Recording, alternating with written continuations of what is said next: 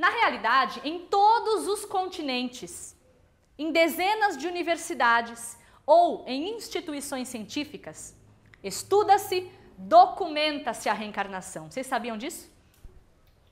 Não é uma informação muito divulgada, mas em todas as universidades, ou pelo menos a maioria delas, existem pesquisas sobre a reencarnação, sim. A reencarnação, ela está despertando a curiosidade de pessoas, como eu disse, sérias. Este homem aí. Alguém já ouviu falar o nome dele? Ian Stevenson. Já? Quem já ouviu? Você já ouviu? O Ian Stevenson, um professor catedrático da Universidade de Virgínia. Então, é uma pessoa que tem um cargo e um nome, né? Ele é muito admirado. Ele chega a admitir textualmente, colocando o seu nome em risco, que a reencarnação existe. Coisa que pouquíssimos cientistas fariam.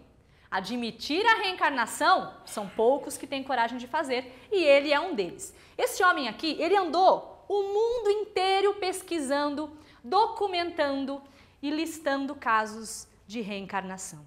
Tá? Ele tinha cerca de 600 casos, mais ou menos. Quando ele escolhe 20, e ele escreve um livro que se chama 20 casos sugestivos de reencarnação. Neste livro existem 2 casos do Brasil. Ele veio para cá e colocou no seu livro 2 casos brasileiros, tá bom? Alguém já ouviu falar nele? Dr. Ramendras Nath Banerjee? Banerjee é indiano.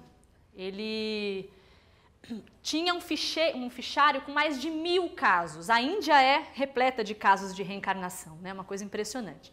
Então ele tinha mais de 1000 casos. Ele esteve no Brasil conversando com o maior médium que nós já conhecemos. Quem? Ele teve uma conversa com o Chico Xavier em que eles trataram do tema da reencarnação. Então vocês imaginem o conteúdo da conversa. Né?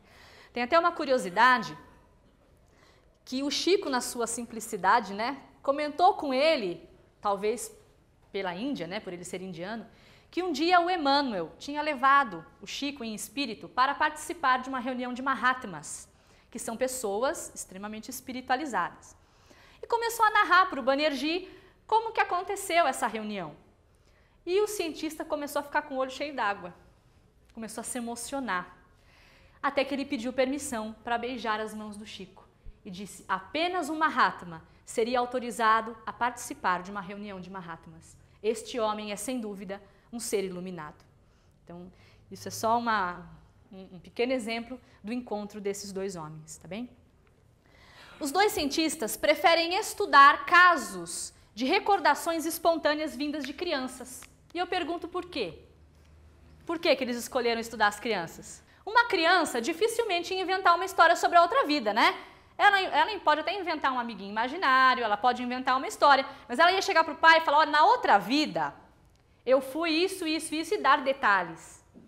Então a criança dá credibilidade ao estudo, ela dá veracidade, seriedade. Por isso que eles se prendem ao estudo de lembranças de criança. Eu trouxe para vocês, não sei se interessa, mas eu trouxe um dos casos do Dr. Ian Stevenson. Vocês gostariam de conhecer? Espírito é curioso. Toda vez que eu pergunto, sim é imediato, né? Hã? Era um conhecido pescador do Alasca. Então, olha para onde foi parar o Ian Stevenson, lá no Alasca. E esse homem era um pescador muito conhecido do seu povo. E ele acreditava na reencarnação, como quase todos os integrantes mais idosos da sua gente. Pelo que se conta, nos últimos anos da sua vida, ele passou a ser atormentado pela dúvida no que se refere à reencarnação. Então ele começou a pensar: será que existe? Parecia que ele já estava pressentindo que o seu fim estava chegando. Então ele começou a duvidar. Só que ele tinha uma vontade imensa de renascer, muito grande. E ele conversava sempre com a sua nora, a Susan, a respeito da reencarnação. E ele dizia para ela que se a reencarnação existisse, ele gostaria de voltar como seu filho na próxima vida. Como ele possuía 2 sinais de nascença, uma mancha no cotovelo e outra no ombro, ele disse a Susan que se ele voltasse realmente como filho dela, faria de tudo para ter a permissão de voltar com aqueles sinais de identificação. Então ele gostaria de voltar como filho da Susan e com as mesmas manchas, como prova. Né? No verão de 1949, com 60 anos de idade, William George deu ao seu filho, Reginald, casado com a sua nora mencionada, Susan, um relógio de ouro, que foi herança de sua mãe. E disse para o filho: eu retornarei. Mantenha este relógio guardado para mim. Eu vou ser o seu filho. Quero saber se existe mesmo essa história de reencarnação. O filho Reginald, ao retornar para casa, entregou o relógio para Susan e disse para ela o recado do pai. Durante 5 anos, o relógio ficou guardado numa caixinha de joias da família. Em agosto de 1949, o velho Jorge desapareceu num acidente de barco que ele capitaneava. Então ele morreu afogado. Pouco tempo depois, Susan engravidou. E no dia 5 de maio de 1950, ela deu à luz a um menino, 9 meses após a morte do sogro. Susan teve 10 filhos e ele foi o 9º. Durante o parto, a moça sonhou com o sogro. Então, durante o parto, quem já teve filho aqui? Você consegue sonhar com alguma coisa? Ela sonhou com o sogro. De fato, o bebê apresentava características interessantes. 2 manchas no corpo, uma no ombro e outra próxima ao cotovelo. O casal resolveu dar o nome ao menino de William George Jr. A criança teve uma pneumonia, começou a falar muito tempo depois. À proporção que o menino foi se desenvolvendo, ele se tornou cada vez mais parecido com o avô. Gostava das mesmas coisas, não gostava das mesmas coisas. E até o mesmo defeito na perna ao caminhar o menino apresentou. Desde tenra idade, William George Jr. demonstrava grande habilidade no domínio dos barcos e na pescaria. Manejava redes com desembaraço que surpreendia os adultos. Os pesqueiros locais, mais piscosos da Bahia, ele já sabia onde era e para lá se dirigia. Então ele sabia onde que tinha mais peixes na Bahia e mandava o pessoal para lá. O William George tinha 2 características diferentes do avô. Era muito sisudo e tinha pavor de água. Por que será, né? Muitas outras observações o Dr. Stevenson foi fazendo. Certa vez, quando o garoto tinha 5 anos, a sua mãe, a Susan, resolveu mexer na caixa de joias da família. O menino estava na sala.